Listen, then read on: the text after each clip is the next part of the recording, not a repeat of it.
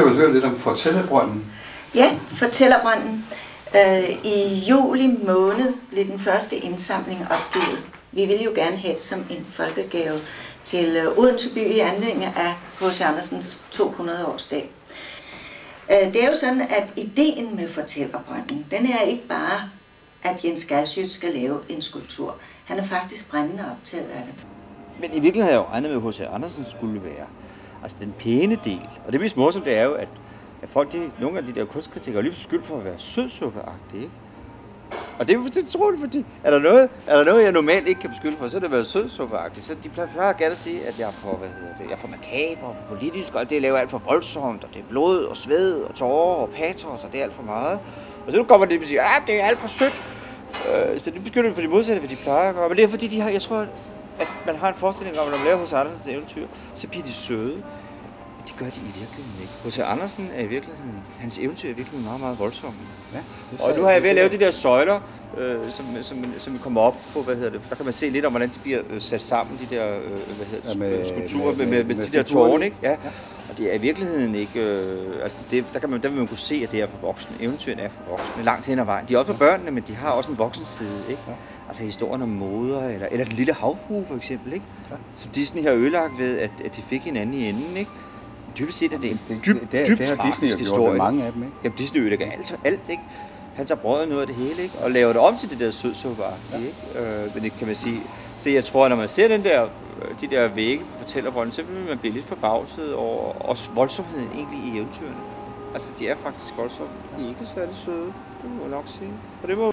Han har studeret H.C. Andersen på livet løs og ved en forfærdelig bunke om ham. Og selve ideen i brønden, den er, at det er et sted, man samles for at finde eventyrene i skulptursøjlerne ved siden af H.C. Andersen. Man skal gå på opdagelse og finde ud af, den danserinde, hvor stammer hun mon fra? Bedstemor kan gå hen til søjlen og sige, hør unger, hvem kan finde flest eventyr på ydersiden af denne her søjle, får den største is, eller noget i den retning. Og en gruppe mennesker, der er glade for at fortælle eventyr, kan sætte sig ned på bænkene og have en fortæller. Men jeg har hele tiden syntes, at man manglede nogle samlingspunkter i byen. Vi har i øjeblikket Brandts Klædefabrik. Den er et oplagt samlingspunkt for os alle sammen. Om vinteren så løber børn og unge på skøjter inde på Gråbrødre Plads. Det er også et dejligt sted. Og Flakhaven passerer man så naturligt, og Vestergade. Men så er der den næste del af byen på den anden side af Triesgade. Og hvis der nu kom en samlingskultur, jeg drømmer virkelig stadigvæk om Sortebrødre Plads, at det kan blive til noget, så ville vi have et pragtfuldt sted der. Lige der, hvor turisterne de kommer for at se H.C. Andersens fodspor, den tur vi som guider viser rundt på. Og så baserer de sådan en stor dejlig skulptur, som giver et indblik i eventyrverdenen, og hvor de ser digteren sidde og kigge ned på en fortæller. Den er jo indrettet som en fortællerbrønd. Og det er ikke... Nu kan jeg se det lille billede her. Man kan se, han sidder der, og så kigger han lige ned på fortællerstolen der. Og der sidder en, og så er der bænkeræd hele regnen rundt. Der kan sidde sådan 20 stykker og lytte, når fortælleren er der. Og det vil han selv gerne være med til at høre på.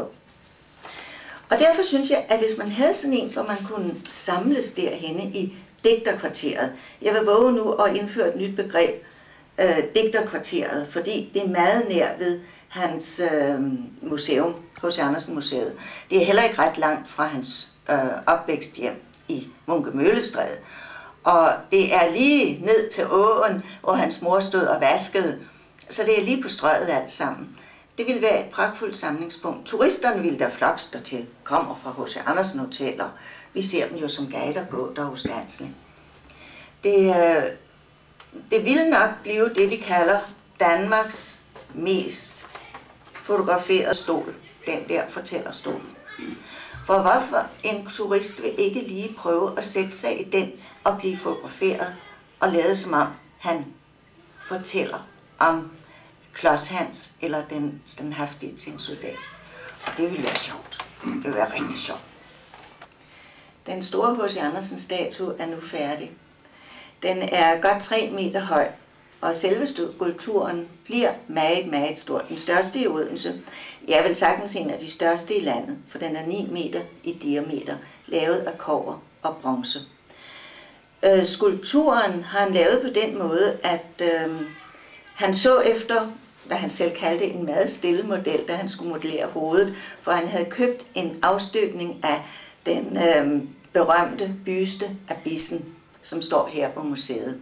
Så han havde jo den byste, der skulle ligne H.C. Andersen mest og modellere efter. Og han sagde selv, at den sad beundringsværdigt stille, mens han modellerede. Selve tøjet, det er jo med den flotte, store dragt, som de har på dengang, folderige gevanter ned bagved. Og det står i en vis modsætning til, at han sidder med bare ben ned i vandet. Han var lidt af en vandhund. Der er ikke ret mange, der ved det, men han elskede faktisk at tage støvler og strømper af og soppe i vandet, eller helst komme ud et sted, hvor han kunne bade. Han lærte at svømme i København, ved at en orlogskaptajn knyttede et reb om livet på ham, og så holdt ham oppe, og så skulle han svømme nede på broen et sted ude ved havnen. Under vandet skal der så være nogle vanddyr, og ja, der er skrubtussen fra Tom Lises eventyr, nogle småfisk, og det kan være, der bliver en sno og den slags. Der kan være, der kommer et par vadefugle også, det ved jeg ikke. Indersiden af skulpturerne, det bliver det, han kalder vandeventyrene. Det vil sige snedronningen og andre, der foregår i vandet, som den lille havfrue. Og på ydersiden, det er landeventyrene. Så det kan altså være den grimme ælling og den standhaftige tinsoldat og alle de andre ulukkere, vi kender. Han har en vision om, at han vil lave snedronningen sådan, så ansigtet først kommer frem, når det har været frostvejr, og alle regndråberne er faldet ned og er stivnet. Og så vil regndråberne på deres vandet stivne sådan, så de fremhæver hendes ansigtstræk. Jeg synes, det er en spændende tanke. Jeg kan ikke rigtig forstå den, men han siger, at det kan lade sig gøre rent teknisk. Vi håber selvfølgelig alle sammen i vores opsamlingskomité, at den bliver til noget, men der skal indsamles mange penge endnu.